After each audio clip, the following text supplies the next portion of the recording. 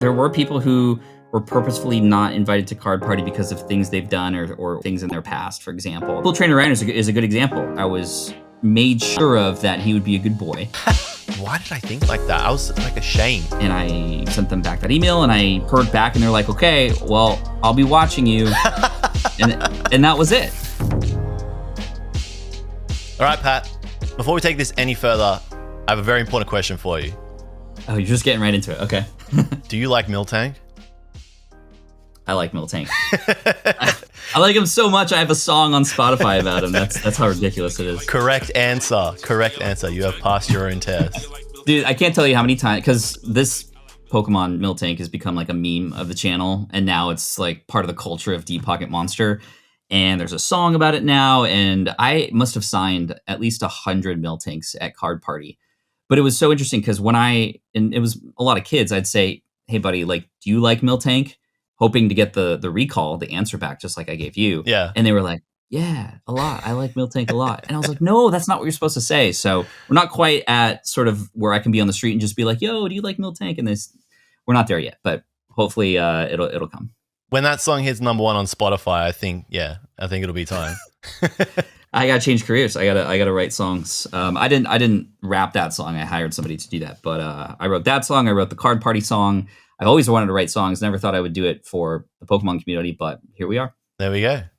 Pat, you're a man that needs no introduction, but your story is pretty incredible. So I'm gonna ask you, lay it on me. Let me know about Pat Flynn, DeepPocketMonster. Yeah, so I didn't come into this as an expert in Pokemon. In fact, 2020 was when I got into it, thanks to my kids, actually. My kids are the reason why I got into the Pokemon space. They started collecting, they started talking.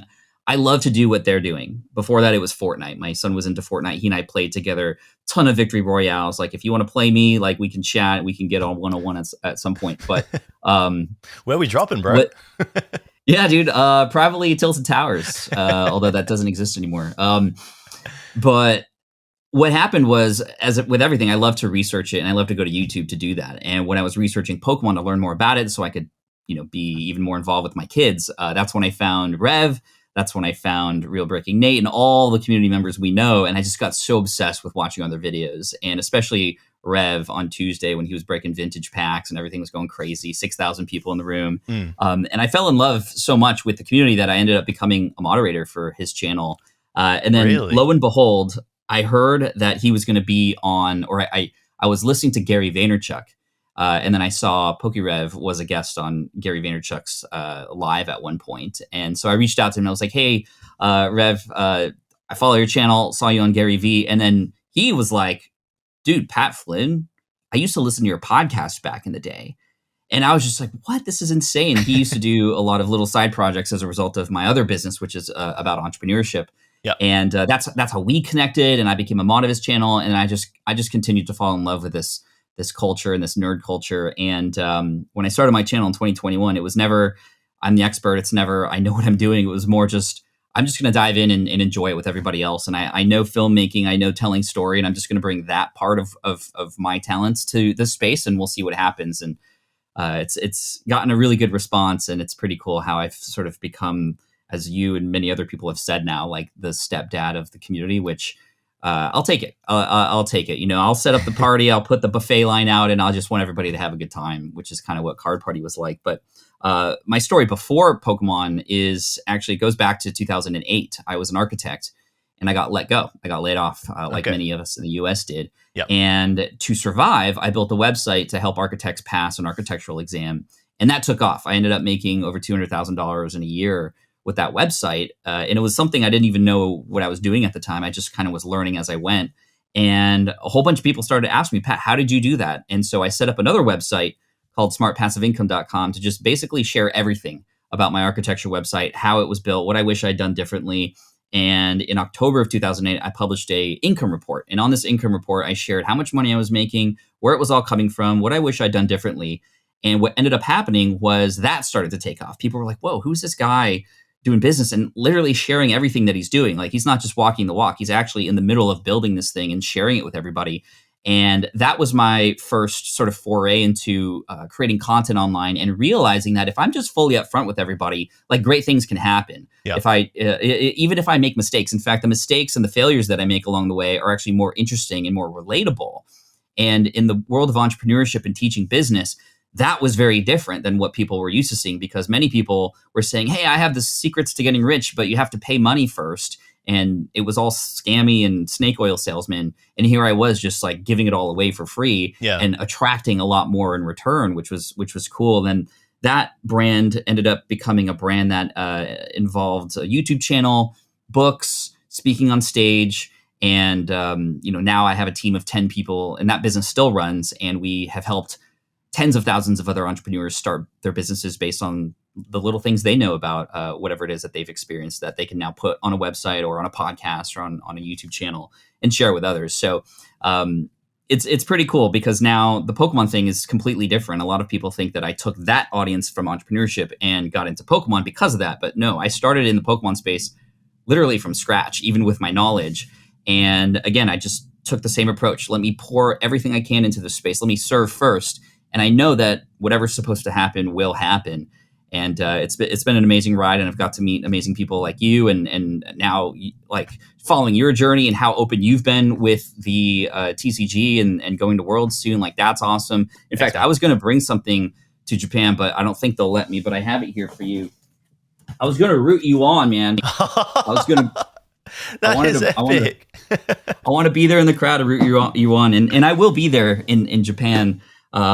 Because I just am so in love with what's happening in this space and who I've connected with. And as a 40-year-old man, I feel like a kid again. And to be able to help this space is just incredible. And to have different backgrounds to bring into this space to encourage people. And I've seen your content take like a level up, and I know you've credited me with a lot of that. I've seen a lot of other creators step out of their comfort zone to and we're inspired by the content that DeepPocketMonster has come out with. So I'm here to serve, and I know that the world, in whatever way it wants to, will end up paying me back in return in some way, shape, or form. Yeah, it's really interesting because your journey with Pokemon and your entry point is really non-conventional. In fact, it comes more from where all the hype started, or reignited rather, back in 2020, where people were like, oh, hey, Pokemon cards are kind of cool now, or they've come back and they're cool again. I want to get involved with it.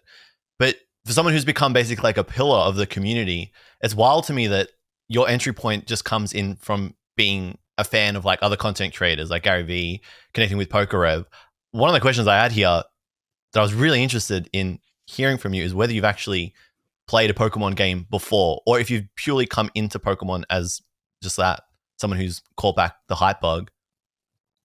Yeah, I mean, I did come in during the hype. I mean, there's no question about it. It was 2020 when I got into it, and I have a few people to credit for that. My kids and my buddy from the UK, whose son and him were collecting, and that's when I came in during Unified Minds, actually.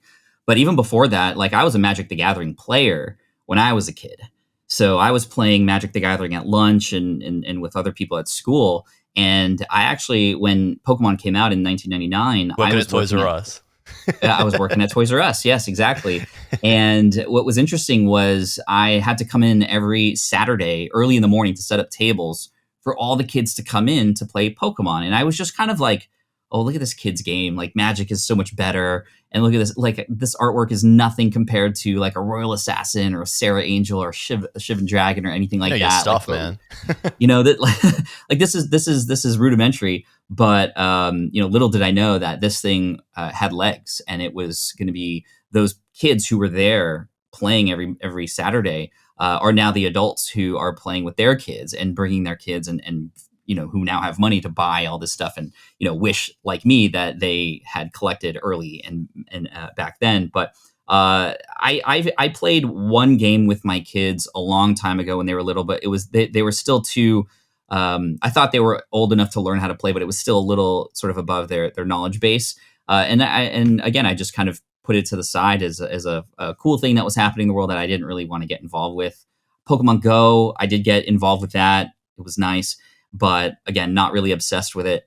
And it wasn't until 2020 when my kids started to really collect those cards. And then I went onto YouTube and saw all those amazing creators And then a few months later, my entrepreneurial brain kicked in and said, wow, there's some holes here that I think I could fill and serve. And I feel like I could position myself in a space that's different. And I don't just want to open packs, and I can't compete with SM Pratt. I don't have his knowledge. I can't compete with Rev and his collection. What can I compete on? It's the content itself and the storytelling and the unfolding of a story inside of a video. And that's something that I know I can bring. And even if I have basic Pokemon knowledge, I can still create something that is worthwhile to a person to watch. And the way that I approach my videos, and I got to give credit to Ryan Trahan, who said it this way. He's like, I every video that he creates is a gift to his viewers and a subscriber, right? So if you're going to give a gift to somebody, you want it to be great. You want it to be well packaged, and you want it to be something that's fun, entertaining, and worthwhile. And that's why I don't come out with a video every single week or like Rev every single day, because I couldn't make it the way that I want to give my gift in that amount of time. But when a video comes out, I want people to kind of almost drop what they're doing and go, oh my gosh, another DeepPocketMonster video came out. I'm going to watch it. Like, let's get the popcorn. Let's do this. It's going to be worthwhile, because if Pat took this long to create it, it must be something. And we don't always hit it out of the park, but we have it with a lot of content, and it's definitely propelled the channel quite quickly. Yeah, definitely. Like, you've seen rapid success. You started in 2020, and you've instantly become, like I said, a pillar of the space, even to the point where you started your own convention, which we will talk a little bit about, Card Party, later on in the episode. But yeah, I mean, that question is always a bit of a gotcha, because the Pokemon community, and I feel like most like tight-knit, close communities that are founded on, strong connections and trust, can sometimes just be a little bit gatekeepy. And the Pokemon community, definitely, especially the Pokemon card collecting space, can be really gatekeepy. So as someone who has come in an untraditional way, come in riding the wave, but then also establish themselves as like a leader, how did you push through those feelings? Because I'm sure at some point along the way, you definitely felt like this wasn't, you weren't in just yet until it really kicked off. Oh yeah, I always knew I had to earn my way in, and I'm still earning my way in. I don't think I've made it, if you will, and I always have to continue to prove myself, I feel. But I remember when it was only a couple months into the channel, I got an email from somebody, and the email address was fakepocketmonster at gmail.com. Okay. And I don't know who this was, but they were basically, holding the keys of the gate for the entire community. It felt like they said that I was coming in and I was scamming people. I don't sell anything, so I knew that was not true. Yeah. But they were saying all these things about me and how I was fake and the giveaways aren't real and all this stuff. And I had receipts, literal receipts from all of the giveaways and everything, and emails back. So I was not worried at all when this person, came at me like this. And I'm, grateful that he or she came at me privately, rather than what a lot of people do is put people on blast publicly, and then it's like stories get made up, and you don't even have time to react to that. So I do appreciate that. And it felt like they truly wanted to, in their own way, serve the community, and that's something that I again have to realize. Right? Why are they doing this? Because they're protective, and it's cool. Like I get that, so I can't be mad at that. But I can tell the truth. And so when he's like, well, are these real? I had literal spreadsheets of all the giveaways I did, how much value and who they were sent to and all that kind of stuff. And I said, you, like any one of these people, I'd be happy to get you on the phone with them. Yeah. And they'll tell you exactly what happened. So I had literal no worries at all. And I sent them back that email, and I heard back, and they're like, okay, well, I'll be watching you. and that was it. And I was like, cool, thank you for watching. Like, this is great. This is the thing. Like, if you don't do anything wrong, then there's nothing to worry about. That being said, that mindset also is difficult, because then you worry so much about doing something wrong or misstepping, in which case a lot of creators, and me in the past and my other businesses, would be afraid to take a step forward because we'd be worried we were doing it wrong, or we might offend people, or we're maybe not doing it the right way. And the way to sort of refute that is, if you do make a mistake, own up to it immediately before anybody else can say anything. You have to admit when you make a mistake. And I've admitted when I've made mistakes as well. Yeah. And again, in that way, you're calling yourself out before anybody else does. And I think that's really important. I think a lot of people are afraid to do that. That's happened in my other business. We've made mistakes that have cost people a lot of money. And so it's very important to react quickly, and not just react and try to defend yourself, but try to find a solution as well. That's a big pet peeve I have of this space in particular that I found is a lot of people will complain or say stuff, Yeah.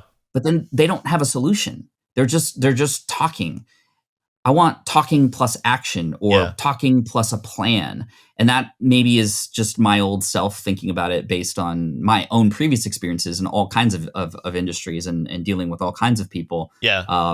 But if you come at me and you say I'm doing something wrong, but you also provide a way that I should be doing it better or differently, awesome. Let's work together. I appreciate the fact that you called me out. And I think you called me out at one point. Yeah. For something that I didn't even know I did incorrectly. And I saw that, I took it in, and I said, wow, thank you. Seriously, for letting me know about this. And I think that was a comment that was taken out of context from why I commented on one of Rattle's videos. Yeah. And it just looked really bad. And I appreciate you for that, because I didn't see it that way. Yeah. And you can't read the label when you're inside the bottle. Yeah. I'm in my own bottle. I need you to read the label.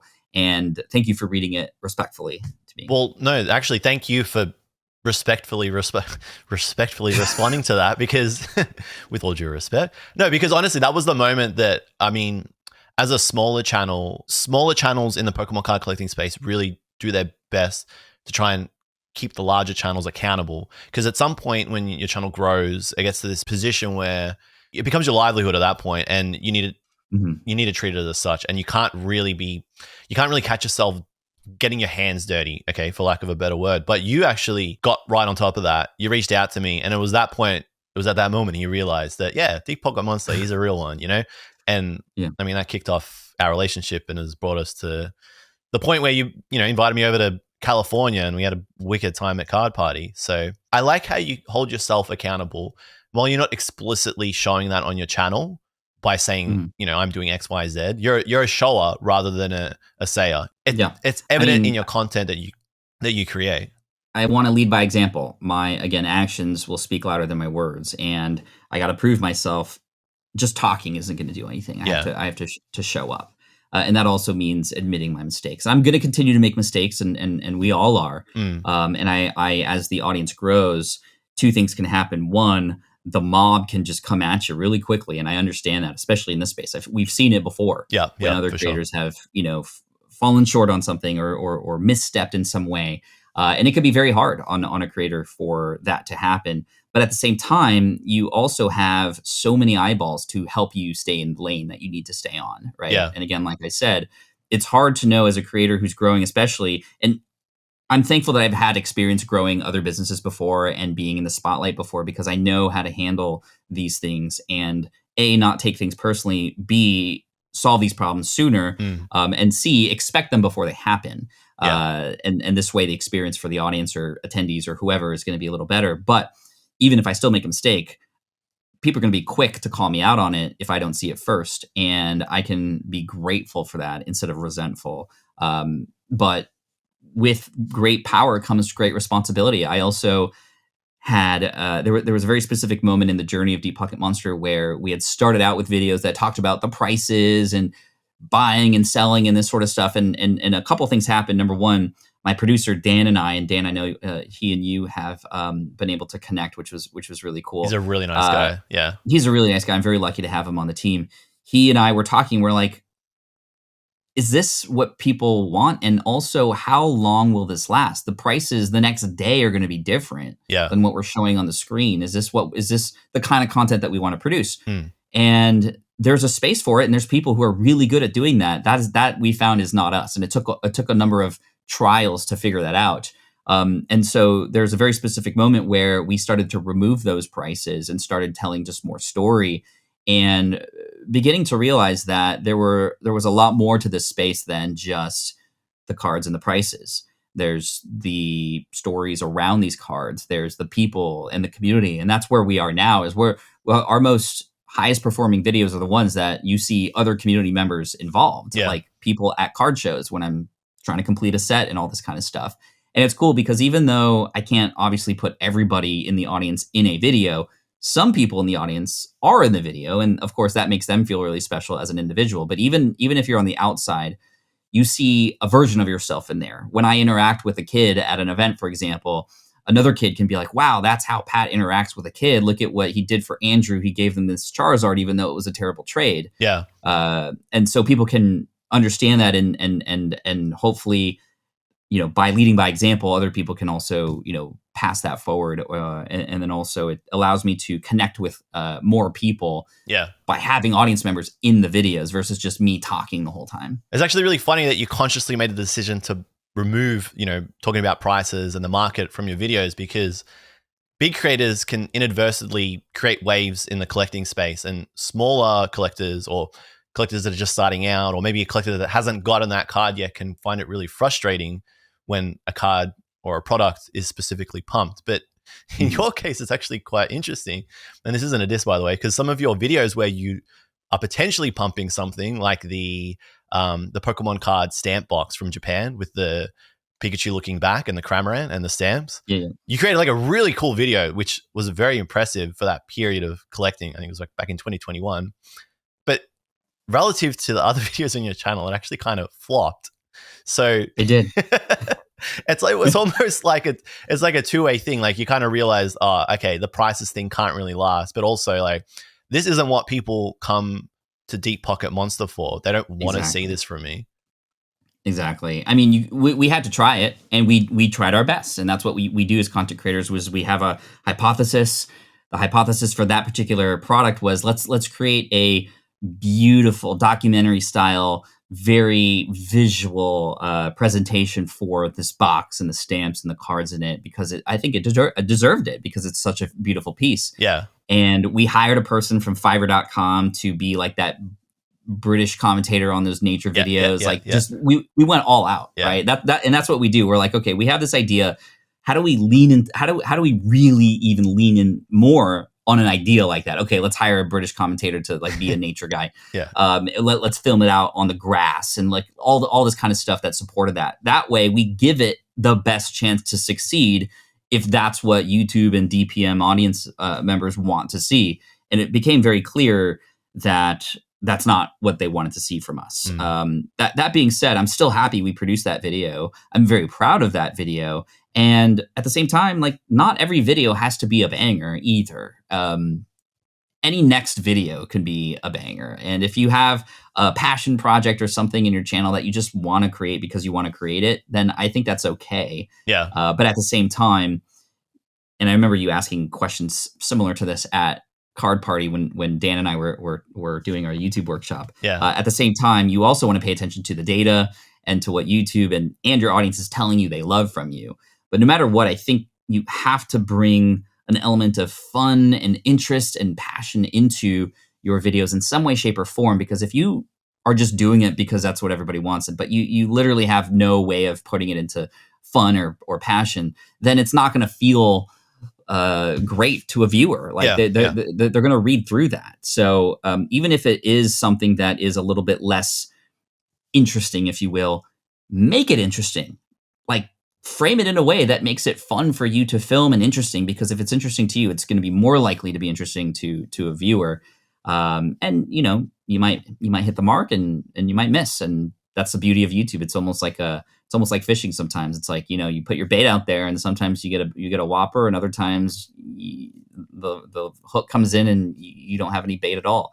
You had to throw a fishing euphemism in there, didn't you? I do, man. I do.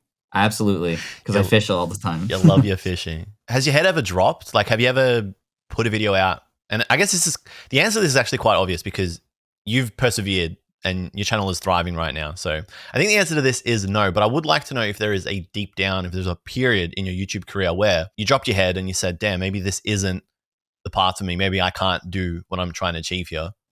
I mean, that was almost a weekly practice on my other channel. My other channel, the Pat Flynn channel, which is more entrepreneurial based and entrepreneurial advice, started in 2009. And it crossed 100,000 subscribers in 2018. So 9 years later. It took 9 years to get to 100,000 subs. And there were so many moments where I was just like, I'm not good at this YouTube thing. It's not working.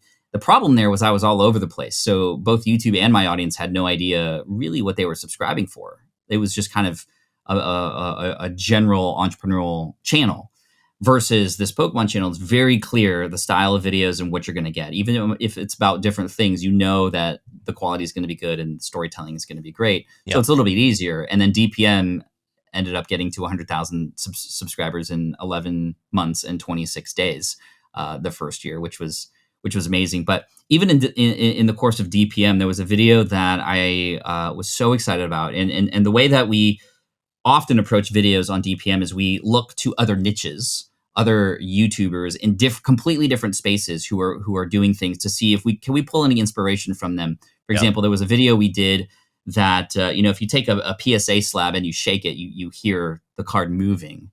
And there's all this Reddit and other conversations and forums about whether or not that actually damages the card or not. And I was just always curious about that myth. And I was just like, maybe I can answer that. So I was looking for a video that answered like a ridiculous myth. I didn't have the production level of like Mythbusters per se, but there was a guy named Lewis who created a video based on a myth that was talked about on Reddit for years as to whether or not you could cook a chicken by slapping it fast enough.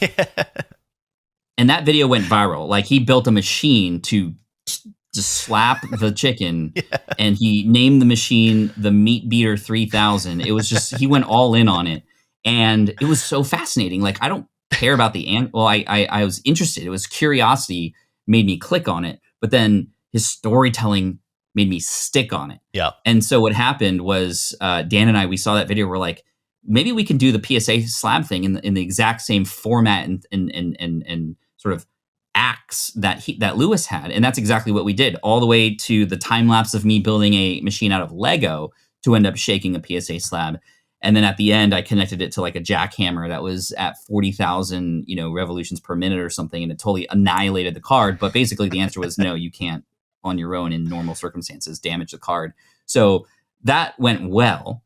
Another video based on another channel that I was really excited about was going to Facebook, and our version was, again, inspired by another channel, was giving away bulk Pokemon cards for free, having people respond and say, yeah, my son, we can't afford Pokemon cards, so any cards are great, we'd be happy to accept this bulk. But then little do they know, we go and meet them, and then we give them booster boxes, ETBs, and just kind of surprise them. And the cool thing was I was going to take my son along for the ride, and he did. We filmed this video. We spent an entire day. We met 6 different people all around San Diego who said they needed the bulk, and then we just kind of surprised them, and it was great. And I was so proud of that video. My son and I had a great experience. We just had a lot of fun, and it just flopped. Like nobody cared. Nobody watched it, and not only did nobody click on the video, but when people clicked on the video, if they did, the retention rate was like crap. And that was a little disheartening because it was like, we're doing so much good here. We're surprising people. This went viral on the other channel. Why is it not going viral here? We didn't know the answer. We told the story in a very similar way, again, in a proven way in another niche. But it just so happened that the Pokemon community, at least the way we had it, and we tried like 10 different thumbnails, and we were hypothesizing, maybe because a kid's on the thumbnail, YouTube doesn't want to push it out there. All this theory and changes, nothing worked, and it still is sort of sitting in the sort of gulag on YouTube. But I was disappointed, and I was like, oh man, like this was the big grand plan. Like let's do these generous things and go out there and lead by example. And it was like nobody was watching it, and the retention graph showed me that even if they were, nobody cared. And I didn't know how to take that. I was like, do people not care about this stuff? And when I thought about it, it was like, sadly, kind of not really, because you're watching other people get cards, but you're still at home, and how fun is it to watch other people get cards when you're not getting cards? And like that kind of made sense to me. The story started to be unfolded a little bit, and it's interesting because the videos that actually do better is where I'm failing or I'm struggling, and there's like not good things happening. And the trick is now, how do we take those not good things or those struggles, but then bring positivity into that, right? Like me having to give away an entire set that I'm trying to collect if I don't collect it in time, which then brings the community together. And those are the ways that we've been able to turn something challenging, something that might be actually not great for me, into something that's great for everybody else, something intriguing to watch, and something that can keep you on the edge of your seat, something with emotion in it. And there was emotion in that other video, but again, it just didn't hit. And I was questioning a lot of where we were going at that point, for sure. Yeah.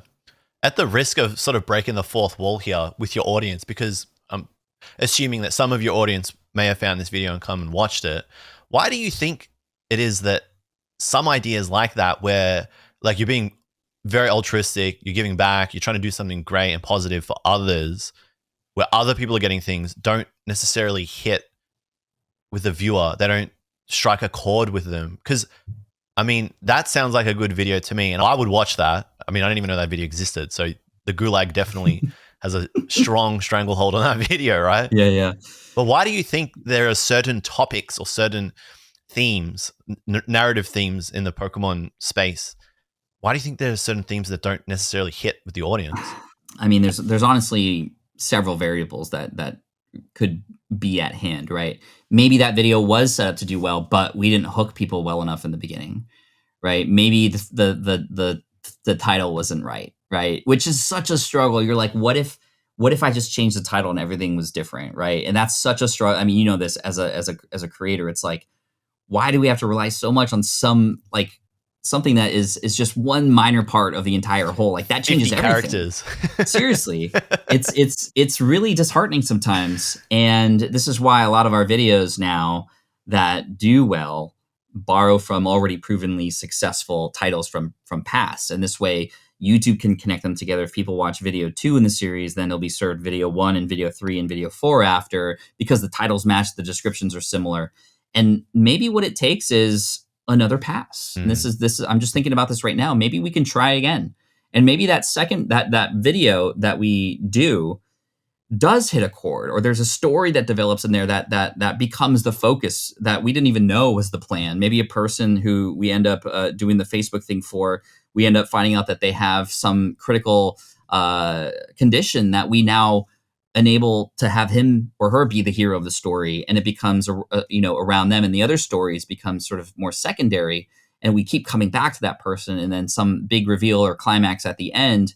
Maybe that then goes viral, which then triggers the first video, right? Okay. Maybe it's not dead. Maybe we just have to try again, and we will try again, and we will try in different ways. And what I'm grateful for is now that the channel has grown even more, we have more resources. Most of the money that's coming in from YouTube for the channel is just going right back into the channel, into more product to give away, into bigger ideas, into Card Party, and other things for the community. I'm very grateful to, and I know this is a unique position I'm in. I'm definitely privileged in the fact that I have worked so hard on building other businesses, everything from the website and the exam site that's still helping people today, to an invention, to my books, to speaking on stages. Like all these things has enabled me to have resources to now just pour into this space, which is why a lot of people go, Pat, like, this is ridiculous. Like, you're just spending so much money here and giving it all away. Like that's unfair. You obviously you were able to grow because you have that advantage to do that. Well, which is 100% true. That's right. It's 100% true. I'm going to take advantage of that because that is something that I have access to. That is an unfair advantage to me that I'm going to use for good. Right? I could use that as an unfair advantage to do bad. Yeah. And manipulate markets and do other things with, but I don't want to go down that route. I could, but I won't. And so when people are like, Pat, this is so unfair. You have all this money that you can then spend, and you're just like doing giveaways, and of course you're attracting people. And it's like, yes, of course. I want to attract more people so I can give to more people, and I'm definitely going to use that to my advantage. It would be a disservice not to, in fact. And that's how I read it. And other people might read it differently, and that's okay too, but that's my take on it. Yeah. I mean, you definitely have an incredible unfair advantage, but it wasn't handed to you on a silver spoon. Like, you've been in this space, not in the Pokemon card collecting space, but the content creation space and the business space for a very long period of time. So this wasn't given. This was like well and truly earned. Thank you. No worries, man. But do you ever feel like the unfair advantage is too unfair in this space? Because I feel like sometimes subconsciously, when smaller creators or up and coming and aspiring creators see your success, like with the challenge videos, which we'll talk about in a moment, they see those and they try to replicate it. It doesn't hit the same way. Do you ever feel like you're too privileged, if that's even a thing, that you're setting this unrealistic expectation for those that are trying to create as well? Like, it's, unless they can match you, they're never going to stand a chance. Yeah. Well, there's been several complete sets in 24 hours, 48-hour challenge videos, right? And I was sort of the first one to do something like that. And Dan and I watched those, and they're put together really well. They're following the same story. And the one thing that Dan and I say after we watch those videos is like, well, what makes this insert name of channels video as opposed to just a copy or carbon copy of DPM? And we love to see those videos, but we would love to see a person's own take on those videos, their own personality, their own twist or style to it. And what we're seeing right now is just basically carbon copies. And so I'm flattered, obviously, but I want to encourage the other creators to also make it even better than what we're doing. I want other creators to create videos that are better than DPM. And to go back to your original question, I mean, it is unfair. I'm not going to deny that. But as DPM grows, here's my solution to that, if you will. I'm just going to take everybody with me. And you know this to be true. Yeah. Because at Card Party, I can vouch. All the creators who were there, from the person who had 100 subscribers all the way up to PokeRev, everybody was in the same room. Everybody had access to the same things for the most part. And there's been other videos in the past where I focus on specifically the smaller creators. And this is why I think Card Party actually did so well. Not because, and yes, I'm grateful that PokeRev and Unlisted Leaf and Real Breaking Nate, they're all like the headliners of the event, right? They're going to attract people. But the ones who were putting in the work were you and Pokeballer Mike and PokeSurge and all these amazing people who are sort of like the level down creators as far as size. They're the ones doing the work to talk about it, to invite their fans to, because their communities are often more tight knit with the creator because there's less people, but a higher percentage of those people in the audience actually has what feels like a real relationship with the creator versus like somebody like Rev or even me at this point, which is there's only so many people I can actually connect with and talk to. Yeah. And so part of why Card Party was structured the way it was to specifically highlight not just the A-list creators, but everybody else. And there were so many stories of people. I remember Powder TCG came up to me at the event, and I had met him for the first time at Card Party, and he told me this story about when he shared with his mom that he was on the website, that Powder TCG was featured as a creator on the Card Party website, that his mom was like, oh, wow, like this Pokemon thing is actually doing something for you. I'm very proud of you. And that was a huge moment for him to hear his mom be like, oh, the Pokemon thing isn't just like this fun little hobby that you're losing money on. It's like doing something for you. Yeah. And he appreciated that so much. And I've heard tons of comments from other creators who were there. So as DPM grows, yes, I do have an unfair advantage in that way. I'm not going to deny that. However, I'm going to bring everybody else with me, right? This isn't the Pat Flynn show. This is the community. This is a party. We're all in this together. And I'll just be the stepdad who, or, maybe the better analogy or metaphor is, we're in this jungle of YouTube together, right? Like, I'll be in the front with the machete.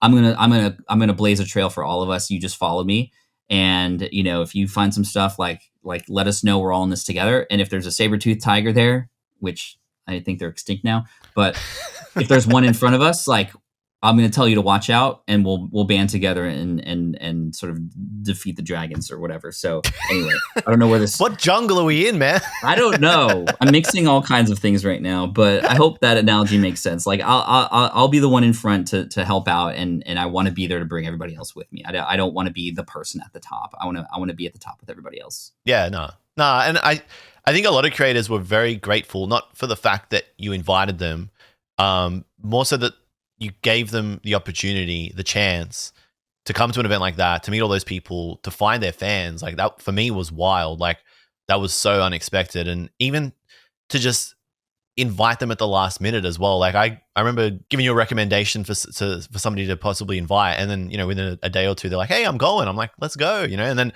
I was able to meet them. I'm not just saying it because you've afforded me the time to come onto my channel and do this interview, right? But you really did give a lot of people a shot, which is, I think, something a lot of us had been clamoring out for a while. And like, I mean, I won't speak for everyone. I won't say we, but I think I, at some point in my early career, was clamoring for that grapevine. Yeah, it was wicked when it finally came and we grabbed onto it. And I think because of that, you've opened the space for, hundreds of creators, like the existing creators here that are pushing to go from 1,000 to 10,000, the new creators that are pushing to go to 1 to 100. Yeah, you've afforded people a lot of opportunity. So I'm not just saying this because you're here, but you're a real one, man. Thanks. I appreciate that. And then, really what that comes down to is my experience in my past and the things that I remember I wanted when I was up and coming, which was literally just recognition. That's all I wanted. Yeah. It's just to be recognized for the hard work that I'm doing. And it is hard to be a creator on YouTube. You can put in so much time and effort and see very little views, see very little comments, and just feel like you're just shouting to nothing. And it's very difficult. And to those who have started their journey on YouTube or TikTok or Twitch or wherever, and you're still going, like, kudos to you, because it can be very, very easy to see not great results and then leave. Yeah. And the fact that you're still here and you're still going is admirable. And I want to recognize you for that.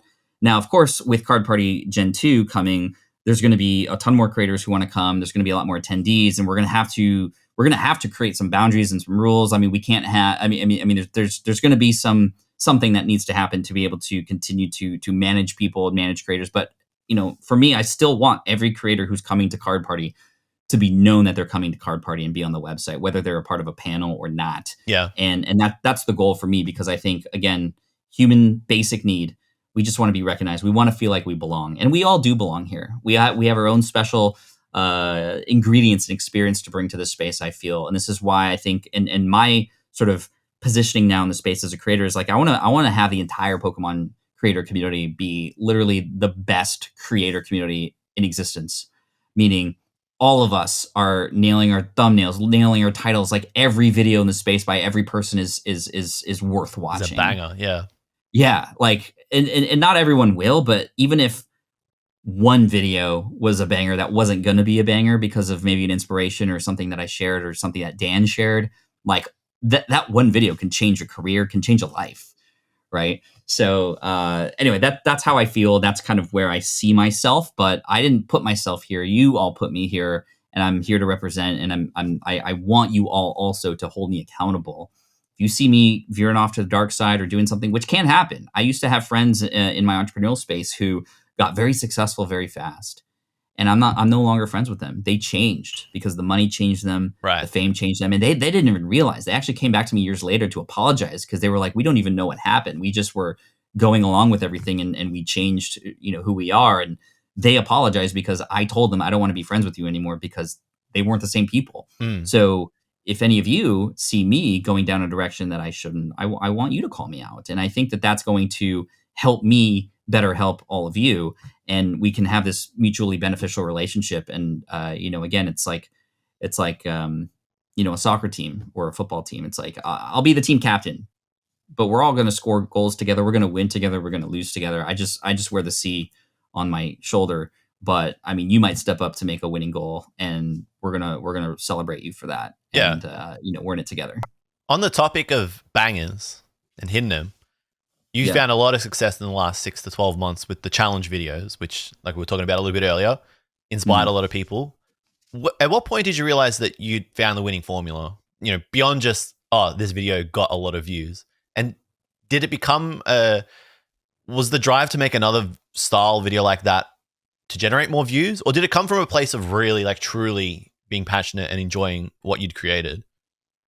It was both, actually. We're always looking for different ideas that can be exciting to watch and spread and be viewed a lot. But that will only come if we're coming up with good ideas that inspire us to create, right? Yeah. Because it has to come from within. It has to come from within us and grow into something that can then become something that could maybe go viral or something. So, really what it was the Brilliant Stars 24-hour challenge video. And we just, again, the way Dan and I work is we just we get together, once a week, and we just throw a bunch of ideas at the wall. We go, which one would we be most excited to potentially film?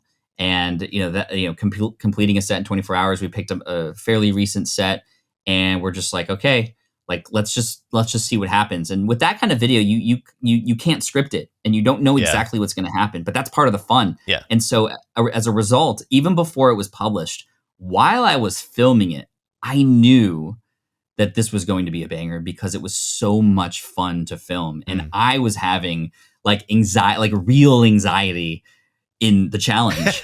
So I knew that it was going to transpire into the video. And then when we edited it, it was just like, I couldn't stop watching my own video. And that is a good sign to me when I'm laughing at myself, which sounds kind of narcissistic, but like when I'm like watching myself and I'm enjoying the story because, you know, and I enjoy it because I love to see, you know, we dump like hours, like I'm talking dozens of hours of footage on different cameras to our editor.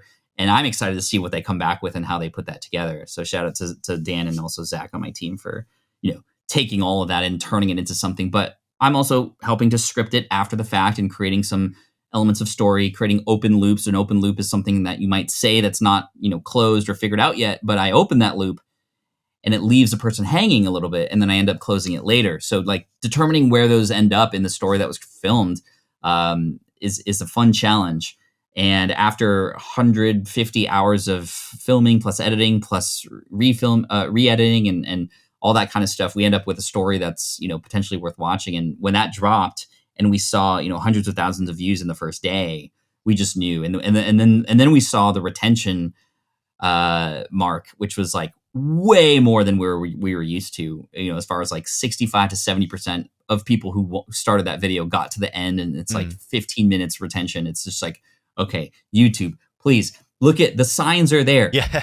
This is a video that you want to push out. And then of course, what happened was after like 14 days or 20 days even, that's when YouTube was like, oh, I think we found the audience who would love it. And they just like threw impressions at us. Yeah. And we saw, I think that video almost has like 10 million views now. And it's a long form video with 10 million views, which is crazy. And now we have, I think, 4 or 5 other set completion videos, but each one is getting better and better as far as retention and looking at the data and things that, you know, we can do differently. And it's just, it's fun because any one of those videos can be an entry point for a person to then binge watch all the others. Yeah. And then now when a person goes onto their YouTube home feed, they see DeepPocketMonster. And anytime a new video comes up, they're definitely getting notified for it. Yeah. So yeah, that series was a big game changer. And it was something that was like, what would be the most fun to film? Let's just capture that and bring the essence of that into a story for everybody. Yeah. Do you ever feel like this formula is going to get a bit stale? Because you've made a few different challenge videos since then, and I still find them entertaining. But yeah, are you going to hang it up at some point? And how?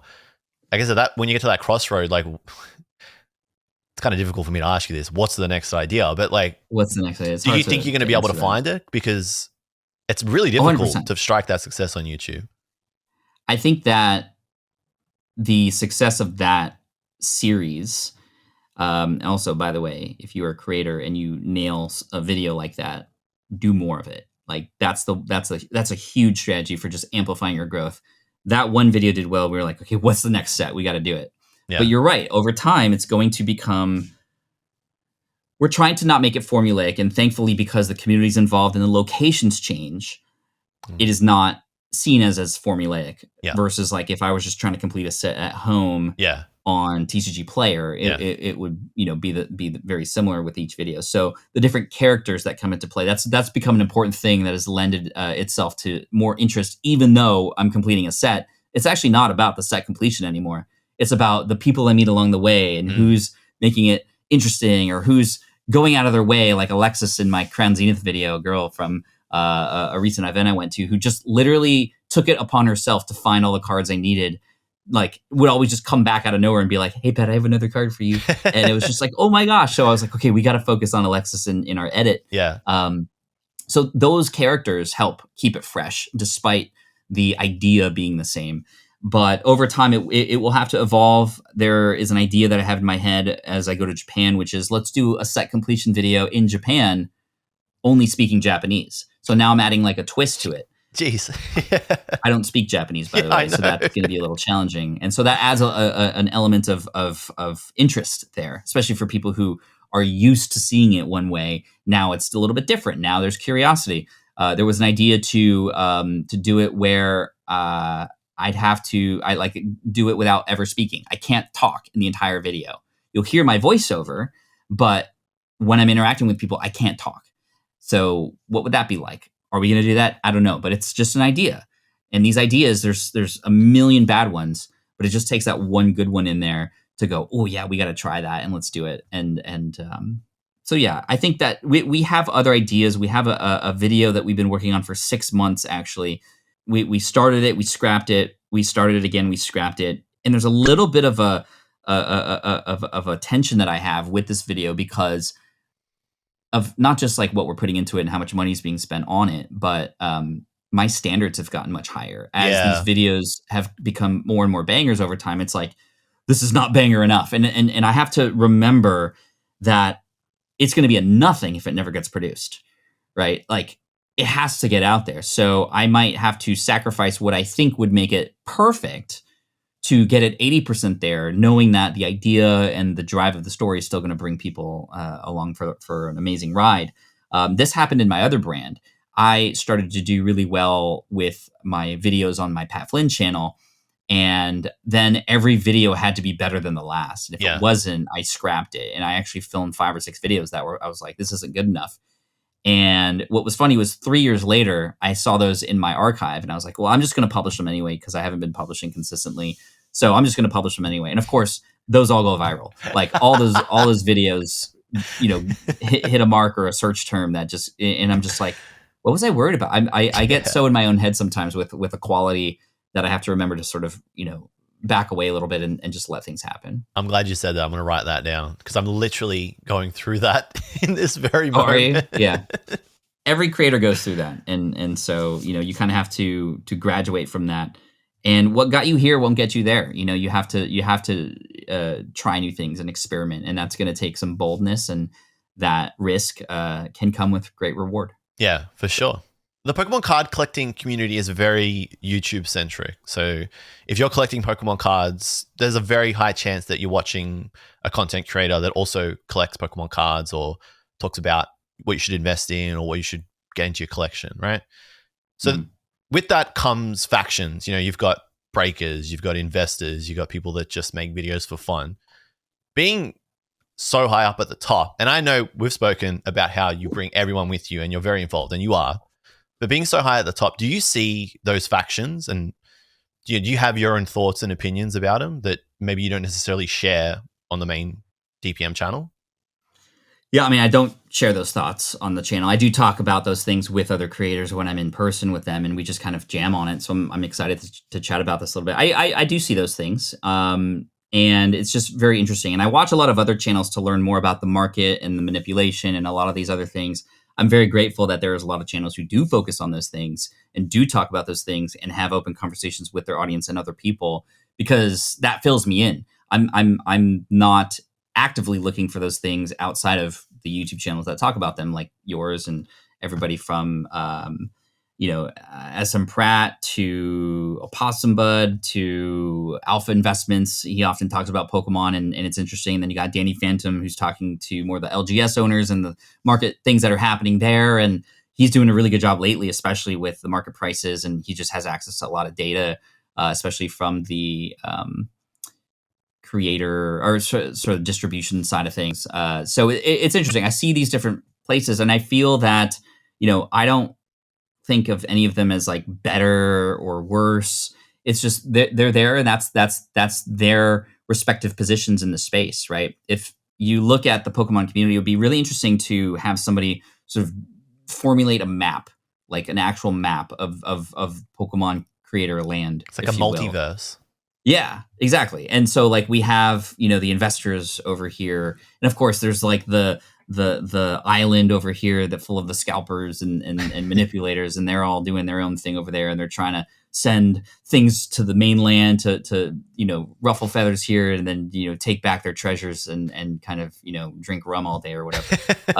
But then you have just the for fun people. You have the breakers, and you have the rip and shippers like Royalty Gaming Pokemon, and of course some of those people are now on Whatnot or Drip.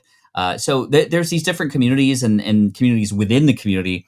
And, I don't think that I'm necessarily a part of any one of them. I'm just kind of I feel like I'm in my own world of storytelling, and I have built this community in a way where I can sort of just kind of bring everybody together, no matter which faction they're from. I don't really like to, think about it as like different factions, if you will, or parties who now are like battling against each other. I honestly am just kind of doing my own thing, and I just kind of, more for entertainment purposes, follow a lot of what's happening. But I don't try to do anything or say anything. Maybe the couple times I have said something, there've been some creators who are who have been on a hit list, if you will, for maybe trying to create videos just to get views or do certain things to attract more of an audience that may be a little bit more gray or black hat, if you will. And there was one time where I had to step up and say, like, this is wrong and I don't like what you're doing. And it seemed to resonate with a lot of people. It's like, oh, he spoke up, and oh my gosh, like his words are so strong because he doesn't normally say anything about this stuff. Yeah. So I try to stay, especially on Twitter, where you have more room to just kind of stream of consciousness, say what's on your mind. Like I even then still try to filter and just still remain with, okay, is what I'm saying useful to the DPM community? And if am I an authority in it? Unless I'm stating specifically that it's just my opinion, then I got to be careful with what I say that might be seemingly factual, right? If I were to say, hey everybody, like, invest heavily into Neo because Pokemon is obviously doing 151, they're going to be going back and sort of bringing back a lot of the Neo sets later. And I think that you should be, getting ahead of that. If I were to say Be that. Be careful, man. I'm going to make this a YouTube short and then you're on the hit list, dude. Oh, dude, if you take it out of context, I have the recordings too. I will rebuttal it with the actual conversation. But that's a theory that people have. And if I, I'm not going to say what I actually think about that, but if I were to say, like, yeah, I definitely believe that, and then I start moving money into that product and showing it off on my channel, even if I don't explicitly say, hey guys, go do this too, people will do it. Yeah. And I got to worry about that. And which is, again, why I don't say those things, and I don't do anything related to really market other than just kind of sharing what I love. And even then I got to be careful with that, which is why a lot of the videos you see are more challenges or more about things that aren't necessarily specifically related to an individual card or anything related to buying or selling. So, a lot of even like with my Etsy videos, there's been some manipulation of Etsy related products as a result of me saying I really enjoyed a product. Yeah. Like, I mean, there was like, this product here, which is like, I picked up recently, I think it's like sold out now. It's like a Pokeball that's all blinged out. And I think it's sold out the day after the video or something. And it's like, I didn't even do much to talk about that. I just showed it off in a video, and it's like, holy crap. Like, this is kind of crazy. I've had actual Etsy creators email me to thank me because they have seen like the best months that they've ever had, which is great. It's not taking away from anybody in that point. It's like, cool, I've introduced people to a new product that they might like, and cool, they go buy it. That helps that Etsy creator, and that's great. But when you're talking about things that actually fluctuate in price, I got to be careful, and I'm very aware of that. And I might slip and mess up, and I think there were videos in the past where I have said things and people have called me out for it, and I appreciate that. It's helped me, again, understand that as a creator, especially when you're talking about market related things, it's you can be on thin ice, and there's no regulation, right? Yeah. There's no FAA or anything like that. FAA, that's the flight thing. FTC, Federal Trade Commission, to kind of like make sure people don't say things they're not supposed to. It's kind of the wild, wild west. Yeah. In the Pokemon community. That was a bit of a loaded question. I'm being a bit unfair because I know personally that you're a good guy, but I had to ask it because this is something I've never said to you, but I've wanted to know for a really long time. And it's part of why I find you so interesting is that big creators have a lot on the line. When you get to this point where it is your job, it's something you're doing full time. And I know you've got multiple businesses and revenue streams, but when it gets to the point where it's your job, you actually can't risk talking about certain topics because the blowback could mean a bad month for you. It could mean you fall off. It could mean that you get canceled, right? Mm-hmm. And so I kind of understand it. Like, I kind of understand why large creators stay away from certain topics. It's understandable, okay? But one thing I find really interesting about you, Pat, is that you actually don't care who you hang out with to a degree. For example, you're a pretty PG channel, right? So you're very community, family orientated. You do a lot of stuff with kids. You go to trade events, and you're actively involving, everyone from 5-year-olds to 50-year-olds to 60, 70-year-olds in your videos. Like, you don't really care who's getting involved, but you're very PG. But despite that, you still hang out with people like me. I'm not that edgy or raw, but and this isn't a call out, but Opossum Bud, who drops a couple F-bombs here and there. Cool Trainer Ryan, he's constantly drinking on his channel. It's not the vibe for you, Pat. It just isn't. But you don't care, and you're really slicing through those barriers and breaking those preconceptions to the point where I would have erred on the side of caution in the past, but now I don't care. How did you come to that decision? Because it is so risky. You are your brand, and if you step out of line, or if you associate with someone who does something negative and that blows up, you go down with it. I have to be careful about that, obviously. And there were people who were purposefully not invited to Card Party because of things they've done or things in their past, for example, that just were not worth taking any risk on with relation to kids and any of that stuff. I'm not going to get into any of that that's fair. today, but Cool Trainer Ryan is a good example. He's very clearly somebody who is not necessarily his audience does not necessarily overlap with my general audience, No. right? Yet he is a person who has his own fan base. He is in the community. He is somebody who I was very careful about and had extra support to make sure that if he was to come to Card Party, first of all, I want to give everybody a chance who deserves that chance, and I think he did. And what ended up happening was I was made sure of that he would be a good boy. And not only was he good, he went out of his way to make sure everybody who was interacting with him had an amazing experience. He was incredible, man. He brought hundreds of Fusion Strike packs, and I had conversations with him personally as well. I'm going to make sure and do my due diligence, is what I'm saying, right?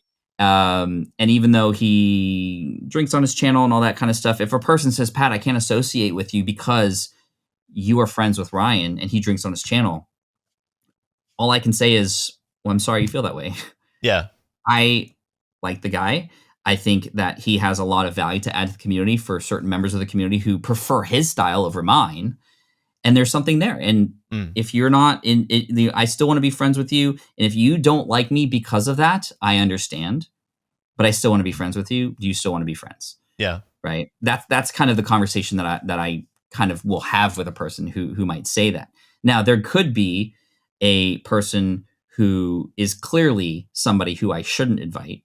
And a person might say, hey, Pat, here's why you shouldn't invite this person. And here's the evidence and all that kind of stuff. I will not make a decision without further research ever. Yeah. I talk to people. This is something I do in my other business. I never just react. I have to research and then react. And so I'll do the research. And again, like I said, there were certain cases with Card Party even where certain people just, we were like, you can't come because it just is not safe for you and for people who are coming to the event. So I don't want to exclude anybody, but I will be honest. And there was even a panel that you and Vault and Ryan, even though he had lost his voice, and Radar, PokeRev, and Radar, where we were very clear, like, hey, these guys, and Opossum was invited to that too, but he had to go to work and was unable to come. Which, again, I was excited to meet him, and he was very sorry that he couldn't come. But again, like you he said, wanted he's to come kind of very badly. And and I'm sure he will.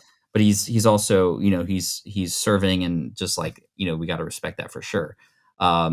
I was very clear with the audience, and there was literally in the program, it said like explicit, like, hey, parents and kids, like there's going to be some language in this one. And I think Ryan and the others really appreciated that I could give them a space to be themselves. And that's something that I don't want to tell a person to do, is like, hey, you were normally like this, but if you're coming to my event, I don't want you to behave like that. Yeah. I never want a person to say that. But if I feel like a person's normal behavior would put people at risk, and I didn't do the due diligence to make sure that would happen, then it wouldn't make sense. So yeah, it's getting, there is risk, and it's not that I don't care. I think it's I care so much, which is why I take it which is why I take that approach. But at the same time, I also know that I can't please everybody, and this is something I've learned over time. And when you try to please everybody, you please nobody, because you're just kind of playing an average, and you're so worried about it, what everybody's saying about you, that you're never going to do anything to help anybody. Yeah. So, I'm learning, and they're as Card Party grows, as more creators want to get involved, and there's going to be more drama. I know it. But one thing that I made sure, and you know this because you were part of it, with Card Party, we had several calls with the creators before coming to the event. Yep. And I made it explicitly clear that you are here to help make this an amazing experience for you and everybody else. So you have a responsibility. And if you can't uphold that responsibility, I don't want you to come. And I want you to just like leave now. Yeah. And I think it was very clear that this was a very serious event, and it was professional. And I literally told everybody, like, please leave your drama at home. And I remember when I said that, you had this like reaction during that Zoom call. You were like laughing.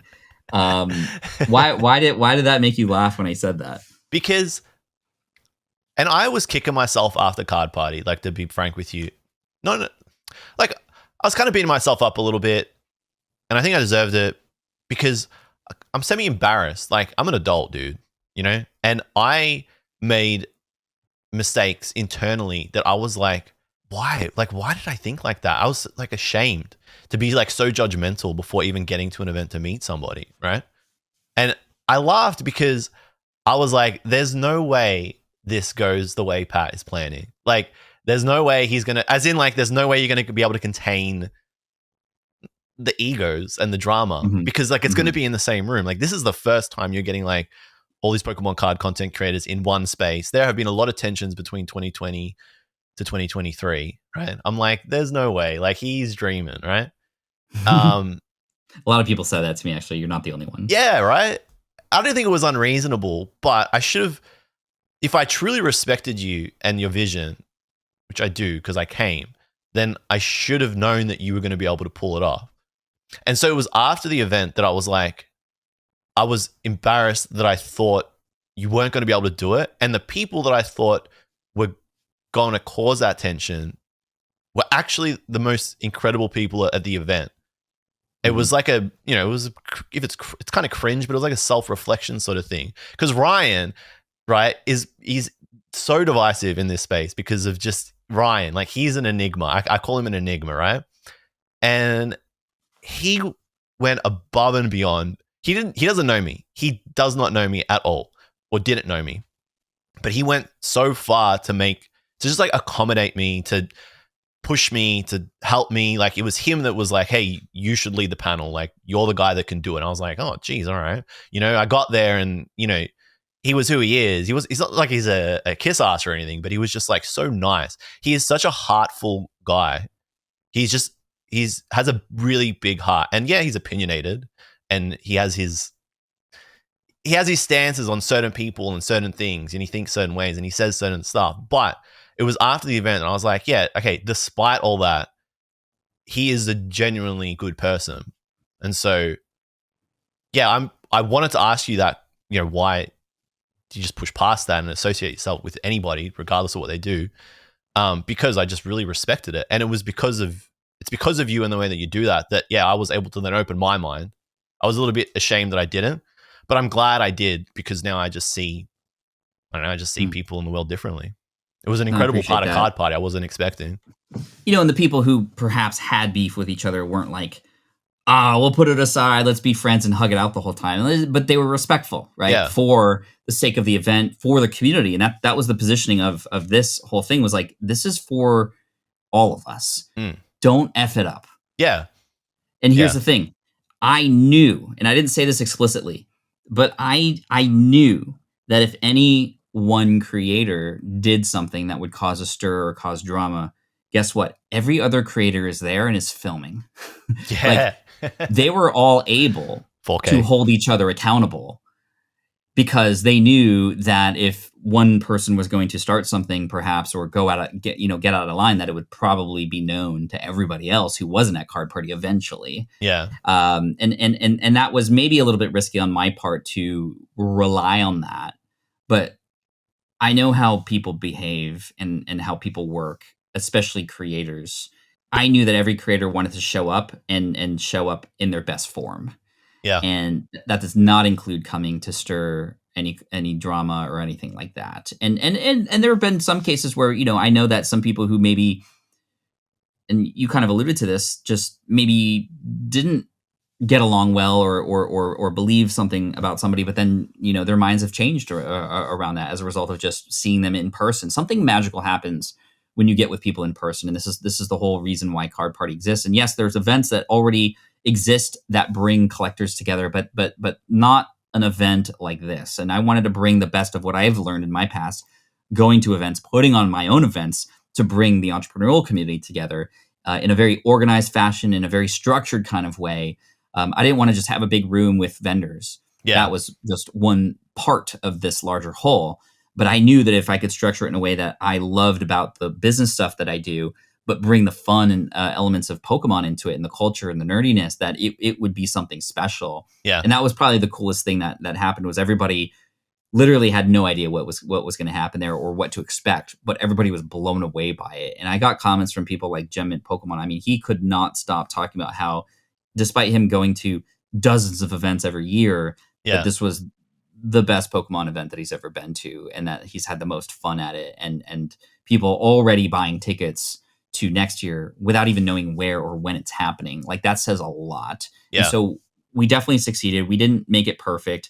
There's a lot to learn. We had a what they call a post action or a post mortem, which is a terrible word, but in the business world, there's a meeting that happens after you execute on something, to literally talk about all the good, the bad, and the ugly, so that the next time you do it better. And so Card Party, even though it's like a party and it's this thing that brings the community together, to me, this is a very serious and professional thing, because I want it to remain and I want it to be successful and I want it to keep going, because it's something that I didn't even know how much this community needed this. That like a few of the bigger creators said, Pat, I don't think you realize how much we all needed this in this way. And I didn't realize, I knew we needed this, but I didn't know we needed it this badly. Yeah. So I'm grateful, and I'm happy to take on that risk, because again, with great risk comes great reward. And I knew that this was something people needed. Yeah. Well, let's talk a little bit about Card Party, because we've danced around this topic all through our little catch up here. It's Card Party, if you don't know, it was a convention. It was a literal party held in California, June 9th to June 11th in Anaheim at the convention center there. And it had everybody from your Pokemon card content creators all the way to your vendors selling PSA slabs, selling raw cards, selling merchandise. There was panels. There was a Pokemon card tournament. There was an art convention there for kids, showing them how to draw. It really had everything. And it was a really fun time. So, Pat, I want to know, how did you conceive the idea for Card Party? Where did it come from? Well, it came from going to a few other events that had some Pokemon involved in it, and just going, I don't know if I'd bring my kids here. Okay. Right? Like, there wouldn't be a ton of things for the kids to do, and even if they did come, it wouldn't be the experience that I would want at an event. So I said, you know what? That event that I would want to go to doesn't exist. I'm just going to make it. I'm just going to create it.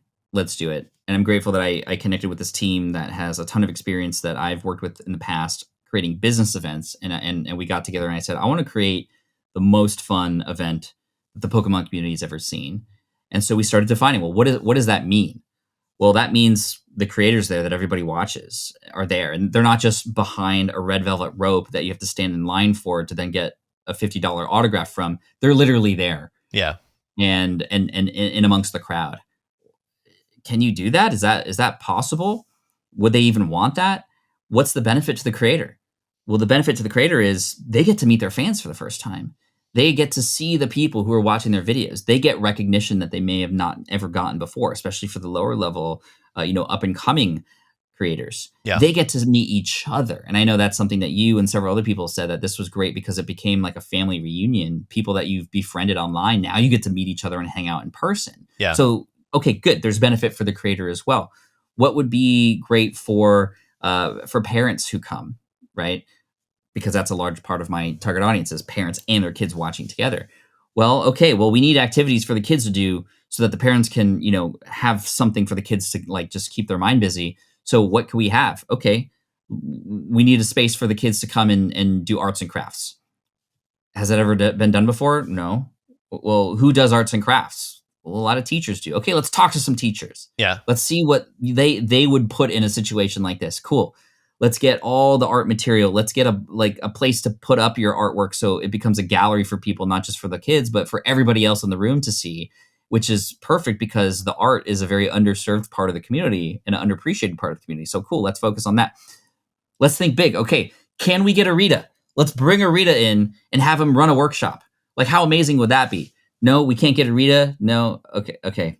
Scrap that idea. We'll save that for next year. But what can we do something similar? Okay, let's bring Pokemom in, who is a teacher and who brings in a lot of art. And she actually designed one of the cards for Card Party too. Let's bring her in, and she's going to help manage that area and help teach the kids how to draw. And like, and she was loved and became a part of the team. We need, we need meet and greets, but how are we going to do it? And so how have others done it? How can we make it smoother? All those kinds of things. So we're just kind of going line by line of like, what would be fun at these events? Let's do game shows. Let's have a stage show where we bring the creators on and they become the sort of players in the game, and we get the crowd involved. And it's just like what would get them interested? What would engage them? So we did these games where we were having, Team Red versus Team Blue, which was another idea. It was like, can we have like a way for people to feel like they're always participating in something, that leads up to the end, like points. So when people registered, they were either put on Team Red or Team Blue, and we compared it to Hogwarts. When you go to Hogwarts, you're put on, you're a Ravensclaw, you're a Slytherin, you're a Hufflepuff, whatever, Gryffindor. And so we treated it like that. We actually wanted to have a digital sorting hat, but it would be a sorting Pokeball to reveal every creator on stage, whether they were going to be Team Red or Team Blue. But we just didn't have the ability to do that. So we just said, okay, here's your Team Red people, here's your Team Blue. And we had them earn points for that team. And then everybody who was there could earn points for their team by doing pack battles. And that was another thing. Can we manage a pack battle situation? What would that even look like? Let's come up with it. Let's spend an hour all together as a team and just come up with ideas on what that would look like. Is that possible? I don't know. And so again, just kind of figuring it out. One of my big things that I wanted to do was inspired by an event that I attended in 2014 by my friend Chris Gillibo. He puts on an event where every year his attendees break a world record. And this is in Portland. They did the world record for the most people like connected in float tubes going down a river one year. They did the most people doing yoga poses at the same time, like super random stuff that has nothing to do with the event. Yeah. But it became something that everybody always talked about, the fact that they were a part of this world record, because that's something that you can't get really anywhere else. So I said, you know what I would love to do? I would love to start the show on Saturday with all of us as a community breaking a world record.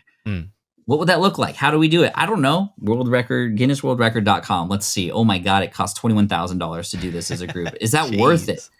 And it was funny because my team, who's very business and finance oriented, was like, this is not worth it. $21,000 is a lot of money for, something that's going to take 10 minutes. And is that going to be something that, will even be worth it? And I was like, yes, I promise you, this will be something that people will talk about, because this is something that they can't get anywhere else. This is something that they could take home to their friends and say, look at me, I'm a world record holder now. And it's something that we can all do as a group together. And so they were like, okay, Pat. And you know what ended up happening? My team said, no, we can't. It's too expensive. I fronted the money, $21,000, to make sure this happened. Yeah. Because it was that important for me to give this to the community, to start off the life of Card Party with a bang. Yeah. And it's still something that people talk about. I mean, I got to keep the certificate though. Yeah. But we have the world record certificate, and it's like the most people opening trading card packages simultaneously. We had 1,189 people together. Yeah. People kept their pack with their number on it. A person, Gonzo, 026 Gonzo, he took his hit from his pack and he graded it, and he wanted to gift it to me because he noticed that I didn't open a pack with everybody. I totally forgot to do it. So he took his Pikachu EX from Paldea Evolved, just the stars aligned, and Paldea Evolved just came out literally the day before, and I was able to get some packs for everybody. And he pulled this Pikachu. Actually, I could. He pulled this Pikachu and decided to get it graded and sent it to me. And we opened it up on stream yesterday and revealed the grade. So even though it's just a regular Pikachu EX, this is a very special one because it was opened at Card Party. And again, like, he didn't have to do that. And that's like so many people wanted to give back for what we created. And I keep saying we, because it's not me. It's not even my team.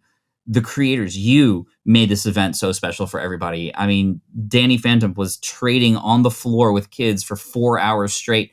Rev was in a 5-hour meet and greet line just to make sure to say hi to everybody. We had a room set up called the hospitality room for creators to kind of like escape in if they ever were getting mobbed or just wanted to kind of like separate themselves from the crowd, because I know that can be hard sometimes to take it all in. And every time I went in there, it was mostly empty. Every creator was there helping to make sure everybody was having a good time. And I just felt so grateful for that. So the creators made this event. It'll always be centered around the creators.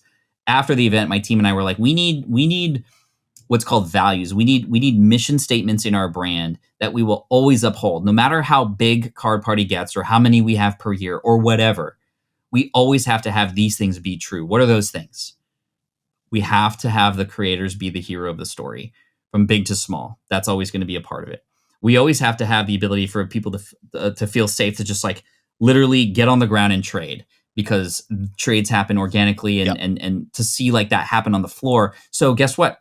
We can't have this at a regular convention hall. We can't have it where Comic-Con is, because you don't have that same feel on a dirty floor in a convention center away from your hotel, which is forcing us now in year 2 to go, okay, well, where can we bring more people in but still have the same feel? Because that was something that we didn't even know was going to happen, where people could late at night go to the bar and the lounge and still crack packs like late at night. Like that would never happen if it was just at a convention center, because it just organically happened at the hotel that we were at. Yeah. So like these things, we're now defining the rules of what Card Party will always be, so that'll guide us moving forward as we continue to grow. So anyway, I've just been rambling a lot, but I get so fired up when I think about it. It's your time to talk about Card Party, dude. No, thank you. Another idea was like, hey, we're all card collectors. Like, let's create cards for the event. Like 9 collectible cards. Shout out to Gavin, Full Metal Energy, for helping to design a lot of these, but also several creators from the community that we're in.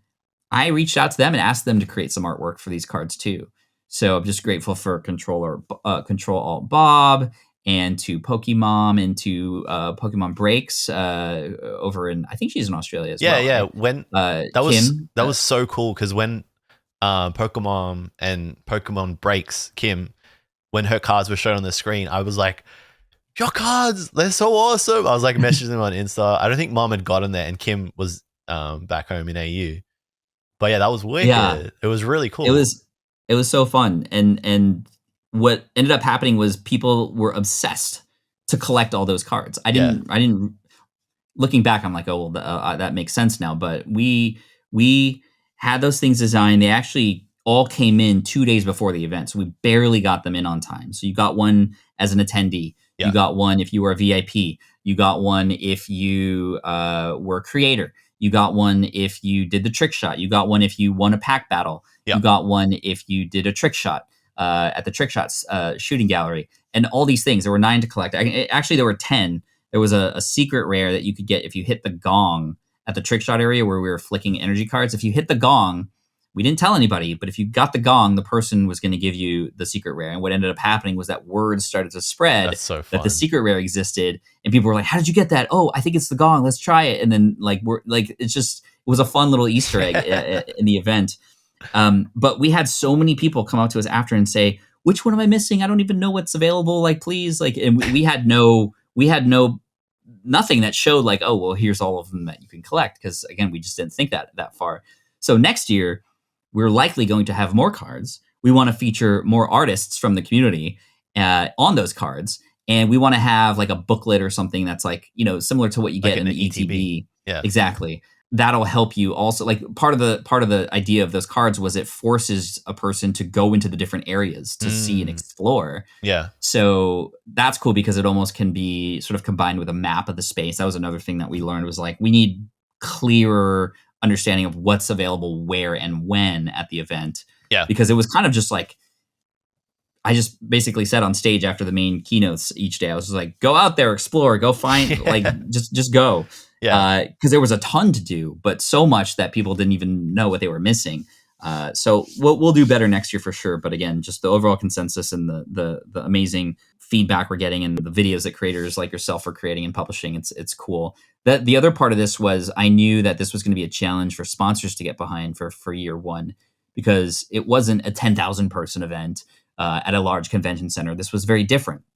So we had a lot of sponsors come, eBay, CGC, Heritage auctions. Like Heritage especially was very like, I don't know, your audience is more, parents and kids. Like, are they going to be even interested in this? And really the play was like, hey guys, like, sure, but also every creator who you would ever want to talk to is there too. Yeah. And they're going to be filming. So might you want to be in those videos? And so that was the play. And then and they came back after and were like, we've never gotten this much exposure ever, which was huge because we wanted to make sure the vendors were and the sponsors were happy as well. And so a lot of sponsors came up to us and were like, whenever you figure out year two, like, we're in. We're in. It was such a fight to get them there for year one. But we knew that if we got the right people in the room, and again, credit to the creators, the fact that you were there was very attractive to a lot of these sponsors. And even in some of the talks that we had leading up to Card Party, right, it was like, hey, creators, like, these brands that are here because of you. Talk to them, make deals with them. You're right, like, expand your business with them. Like, I can't hold your hand to do that. Like, you have to do that, but that opportunity is now available to you as well. And a lot of creators came back to me and were like, dude, like, how did you set this up that it's so obvious for me to come to this thing? Like, my friends are going to be there. I might make business deals. I get to meet my fans. I don't know how we did it, but we did it. And you did it, I'm man. very grateful. We did it. Do you think the Card Party can go toe to toe with like the big conventions, like the real big ones in America, like Comic-Con, Collector-Con? Do you see it getting there at some point? Doesn't matter. I don't care about those guys. Yeah? They're doing their own thing. I like, we don't want to compete with them. Okay. Card Party will be Card Party and will remain the Pokemon community's event. Now, there is room to grow into other TCGs if we wanted to, right? It's Card Party, not Pokemon Party. But the reason it's not called Poke Party or Pokemon Party is because literally Pokemon would come after us if we did that. Yeah. All the IP, all the logo, everything, like, we were very careful with that. In an ideal world, Pokemon eventually comes to us and goes, wow, like, you're putting on this event. This is such a cool thing that you're doing for the community. How can we support you? Now, they haven't done that yet. Maybe they'll never do that because they're not known for doing that type of thing for community run events, and that expands into the video games to cards, etc. But we'd love for them to have them come and enjoy and be a part of this and support it, because they didn't create this event. We did. And maybe they can see that they needed this event. So anyway, we would love to grow, but we want to do it smartly. I have seen personally events that I loved going to that have outgrown what it was and have totally changed, right? And again, this is where we will heavily rely on people like you, the creators and the fans and the attendees, to help guide it in the right, help steer the ship in the right direction as it grows. I can imagine a day where we cap it. Like, we literally say this event could never be bigger than this many people, because once it reaches that point, it becomes unmanageable, or it has now a different feel, or it's too much of a burden for PokeRev or whoever, right? So that can happen. So maybe the solution is maybe we have multiple events, but the problem with that is now you get sort of and I love this event, Collecticon, but there's so many Collecticons that a creator, for example, can just say, well, I'm going to go to this one and I'm not going to go to this other ones. So there has to be a balance there, because I want Card Party to be the one event that everybody can look forward to coming to every year. And if we start to have 5 events, 6 events per year, then it starts to dilute. But at the same time, that enables more people to come in different parts of the world to get involved. So there's a balance. And again, we don't know exactly what's going to happen. All I know is that the way Card Party was run, with me at the sort of in the pilot's position for most of the time, I can only handle maybe 2 a year.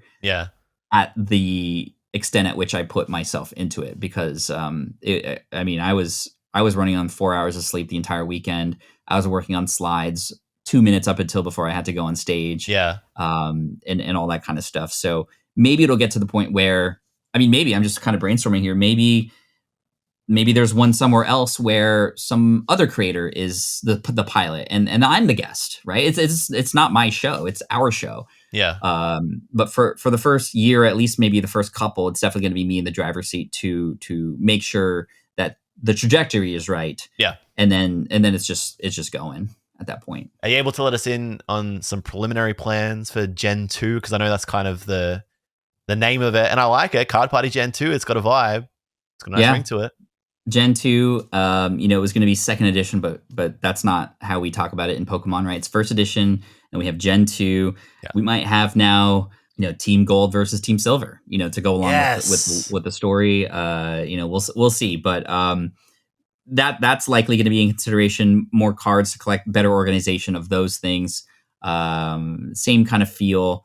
But as far as location's concerned, I mean, we are looking everywhere. It's likely not to be in California again, just to be honest, because of the cost and the expense. And also we want to give the East Coast or the Central Coast or central part of America a chance to get involved. There were a lot of locals who came to this one because it was in Anaheim next to SoCal, very easily accessible for those of us in California and on the West Coast. But there were people who flew in from very far places like yourself in Australia and the UK. And so we're going to be moving around. It might be an event that changes locations every year just so that we can sort of cover the world over time, perhaps. Yeah. But we don't have any strong leads yet as far as location. We have several scouts out right now. We have now a very particular feel that we're going for, which narrows down the selection process, obviously. But we do want to keep it in the summer in the US. We might have it, if in an ideal world this can happen, a week or two later in June. We had it in the very early part of June 9 to 11 in 2023, because those were the only dates that were available at the hotel that we had available. Yeah. So we were kind of forced to play that hand. But there were some people who weren't able to make it because they were still in school, or some people took their kids out of school to come. And we'd love to have it. I'd love to have it a little bit later in the summer, at least in June. But then there's like already pre-existing collecticons. There's Comic-Con in July as well, and we don't want to sort of compete with that, or at least even though it's a different audience, it's not worth competing with them for airline rates, for hotel rates if we're in similar locations, for example. So there's so many things to think about, and for me, what's most important is how do we keep the event feeling just like it did, if not even better, for Gen 2. And there's some other fun things that here's what I'll say. And again, there's nothing set in stone, but one of the most popular sort of things that at the event was, and this is a small thing, but Vault-X came as a sponsor. Vault-X, amazing binder company. They had a crane machine. Yeah. There was like a 2-hour line for that thing where you could, drop the crane and pick up a ball, and inside there was a note that said you got this or that or whatever. What if there were more arcade things available? What if there was different kind of games that you could play to earn different kinds of card related things? We're thinking big on that. And so who knows, maybe there'll be a cardcade at Gen 2, which would be super fun, especially for, the younger folk. But I saw so many of our friends on that crane machine actually. And it's also, from a creator's perspective, from now that I'm thinking about it, that is content candy right there. Yeah. To have like, games and things that make noise and light up in a really pretty way to put on your videos. So anyway, I don't know. I'm just thinking out loud right now. But we have some plans. That's all I'm going to share right now. You told me one. I'll keep it under wraps. But if you do pull it off, it'll be epic. Did I tell you one? Yeah. Or maybe I heard it from, maybe Dan let me in on it. But there's no way I'm linking it. Yeah, I'm curious. It's epic. We'll talk about it later. It is. If you did that, yeah, that'll be show stopping. That will be epic. Oh man, now I want to know what it is. We're leaving everybody hanging now. Maybe it was a fever dream and I dreamt it up. Maybe, but I need to get more of your dreams because it sounds like a good one. I don't know what I'm saying. Anyway, Dude, I'm just stoked for your support for Card Party. You took a risk. You and every other creator and attendee took a risk on what this thing was. Yeah. And I'm just grateful that we're on the other side of it, because it was such an anxiety driven, stressful thing. But that's also how I knew that it was the right thing. I've learned in my career that if I am not nervous or worried about something, then that means I'm not pushing myself hard enough. Yeah. To grow. It was the fact that I was nervous, the fact that the imposter syndrome came in. Like, who am I to create this event? I haven't been in this space for a long time. Am I even qualified to do this? Who am I to say, hey guys, let's all get together? But knowing that I'm always coming from a place of service helped me get through that. But also, because I was nervous, I knew that I was going to do whatever it took to make sure that it was the best event that it could be. And again, It wasn't perfect, but in my career now, I actually gravitate toward that fear and toward that nervousness. If I'm not experiencing a little bit of nervousness or fear, that means I'm still in my comfort bubble. Yeah. And all the most amazing things that happen in life are outside of that comfort zone. It's so true, dude. It's so true. Yeah. If there was one piece of advice, because you've dropped a lot of nuggets here for all the creators out there, if you guys are watching, if there's one piece of advice, one critical thing that you could pass on to an established creator even, or an aspiring creator, what would it be? First of all, if you're starting out, because I know there's a lot of you who perhaps were encouraged to start a channel, or you're about to start one, or maybe you've been holding back because of that fear.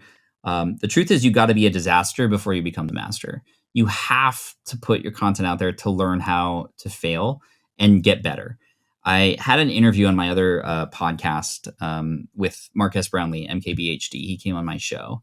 And he said something really interesting. He said that when he started out on YouTube, his first 100 videos were for less than 100 subscribers. And that just blew me away, because this man is nearly at 20 million subscribers now. And at the time he was at 8. So he's grown quite big. Yeah. But he had to go through all that stuff in the beginning to learn his style, his voicing, what worked, what didn't, to speak to those people who were watching his videos to say, well, what did you like about this? And then do more of that. Or what did you not like about this? And do less of that. And I that was like one of the most encouraging things that I ever heard. And I wanted to pass that forward for those of you who were new. Even if you go back into like Mr. Beast's history, I mean, a lot of his first hundreds of videos were just him, messing around playing Minecraft with no purpose. And then he started to experiment with a lot of these things, like reading every word in the dictionary, or, listening to this one song for 24 hours or whatever. And, a certain number of people like that. And then here he is now. For the established creator, though, I think that it is important to understand that you cannot do this by yourself. You have to understand that you are eventually going to get to the point where if you continue on the route that you're on, you're going to burn out. You have to hire or find some team members to support you so that you can do more of what you love. I know so many people who started out as amazing creators who then the business aspect of all that started to take place, and they kept doing everything on their own. And then the thing that they loved doing in the beginning is just now the last thing they do. And that's disheartening, because then they lose that love for it. And it becomes like a chore now rather than the continuation of their passion. So getting hired help in some way, investing in yourself in that way is important. But at the same time, also working together with other people, collaborating. There's so many people that you can help rise up who will also help you rise up too. And I'm one of those people. I want to help you rise up. I want to help you grow. And, even before Card Party and when you and I first got together, I mean, we had a lot of private conversations specifically about your videos and what we could do to make those even better, and what we like about them, what we don't like. And you've asked me so many questions, and I've asked you so many questions. This is collaboration at its finest. The idea that we're not in competition with each other. We can actually complement each other. We can actually, help fill in each other's gaps and support each other. And this is just like you and me. I mean, when you have a whole network of people doing that together, the entire space grows, the entire community, the entire group of creators gets better, right? All boats rising tide, whatever that saying is. Picture I totally it. botched that, but you got it, right? Like I don't even know. I always mess that up, but it's okay. And I think that it's important to work together as a community to be able to grow with each other. And it's hard every time I see just the drama and the hate and like that kind of stuff. That's taking us 2 steps back, right? Yeah. We take 1 step forward, and then we take 2 steps back. And you know, I know that those things tend to get a lot of views, and I understand that. Despite all that, you could still reach out and try to help somebody too. So I just want to encourage creators to work together, and collaborate, and literally collaborate. Get on each other's videos when possible. I mean, that's when you think about artists like musicians, for example. I mean, you have different creators, different musicians being on each other's stuff, right? On each other's tracks, right? And that kind of stuff is important because that's how both of those artists grow together, right? There's a lot of examples, but we don't need to get into that right now. Like, we don't want to get DMCA'd, man. That's all good. We don't want to get DMCA'd, yeah. Don't play the examples. Pat, thank you so much for your time today. I feel like I could talk to you for hours. I'd love to get another 2 or 3 out of you, but I know it's getting late. Guys, we will one day, I'm sure. Yeah, for sure, man. Guys, make sure to head over to the DeepPocketMonster channel if you haven't yet, and give the man the sub. You know he deserves it. He's making some of the most incredible, riveting content in the space right now. And as you can hear, as he said today, he's trying to lift us all up with him. So, Pat, thank you again. Thank you, brother. Thank you, everybody. Appreciate you, and looking forward to perhaps seeing you at Card Party next year. Maybe I'll let you know when we figure things out. I know I'll be there no matter what. Thanks, all right, brother. guys. Appreciate that. Take care. Thanks again for watching.